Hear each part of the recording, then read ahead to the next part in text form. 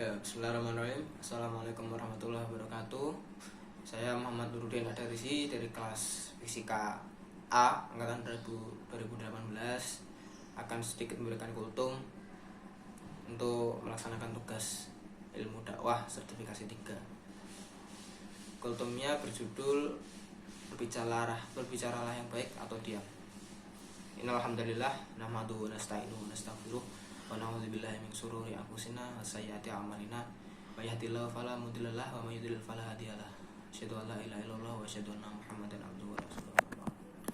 Pertama-tama marilah kita panjatkan puja dan puji syukur kita kehadirat Allah Subhanahu wa taala yang dimana atas rahmat serta limpahannya kita dapat berada di sini, terutama saya dalam keadaan sehat walafiat untuk menyampaikan sedikit kultum. Yang kedua, salawat serta salam tetap tercurah limpahkan kepada junjungan kita Nabiullah Nabi Muhammad SAW. Semoga kita akan mendapat syafaatnya di yaumul akhir nanti, amin. Berbicaralah yang baik atau diam.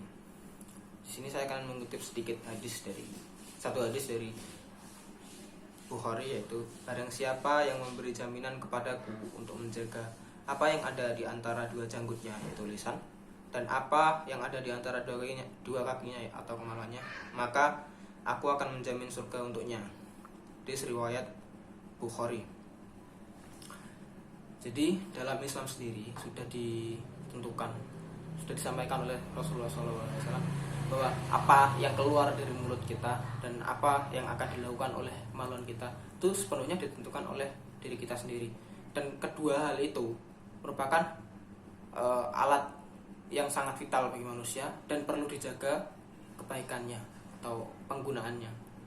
Di sini yang akan saya sampaikan penekanannya ada pada apa yang keluar dari mulut bagian atas. Jadi ketika kita sedang melakukan interaksi dengan orang lain, berbicara dengan masyarakat atau teman sendiri, alangkah baiknya kita menjaga apa yang keluar dari mulut kita. Nah, maka dari itu, ketika kita akan membicarakan sesuatu, alangkah baiknya bahwa apa yang ingin kita bicarakan terlebih dahulu difikirkan. Apakah itu nanti berdampak baik atau buruk pada lawan bicara yang menjadi teman berbicara kita. Karena apa? Pada dasarnya, meskipun yang keluar dari mulut itu hanya berupa suara, tapi ketika memang itu menyakitkan, maka yang bisa kena adalah hati lawan bicara kita. Dan mungkin bisa jadi ketika kita berbicara atau itu berbicara dan apa yang kita bicarakan menurut kita suatu hal yang baik, tapi belum tentu bagi lawan bicara yang menerima apa yang kita katakan dia merasa bahwa itu baik untuknya. Bisa jadi dia sakit hati karena kita nggak tahu suasana hati manusia, suasana hati orang. Kita nggak bisa menerawang. Dan maka dari itu alangkah baiknya ketika kita berbicara kepada seseorang, baik itu secara personal ataupun berbicara di depan khalayak ramai, apa yang ingin kita bicarakan alangkah baiknya dipikirkan terlebih dahulu. Seperti semisal kalau kita ingin berbicara di depan banyak orang, maka sebaiknya kita persiapkan terlebih dahulu apa-apa yang harus kita sampaikan, karena kekuatan dari sebuah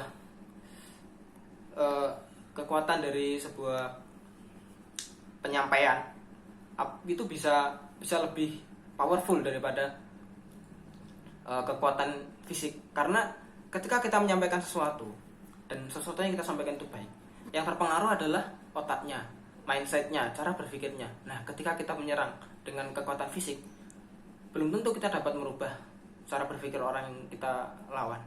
Tapi kalau kita pintar, pandai menyampaikan sesuatu dan yang kita sampaikan itu baik, maka bisa jadi kita mempengaruhi orang yang menjadi lawan bicara kita atau orang-orang yang sedang kita beri sebuah pembicaraan.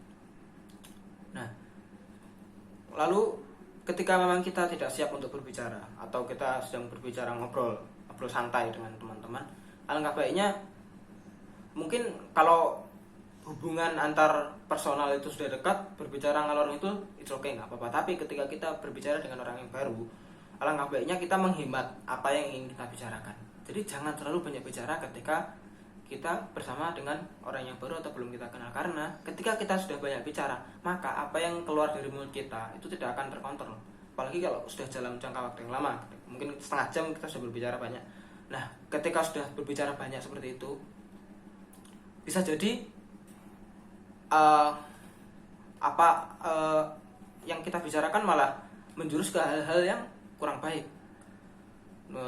Sebagai contoh nih, salah satunya yang mungkin sering jadi bahan pembicaraan bagi orang-orang yaitu hibah.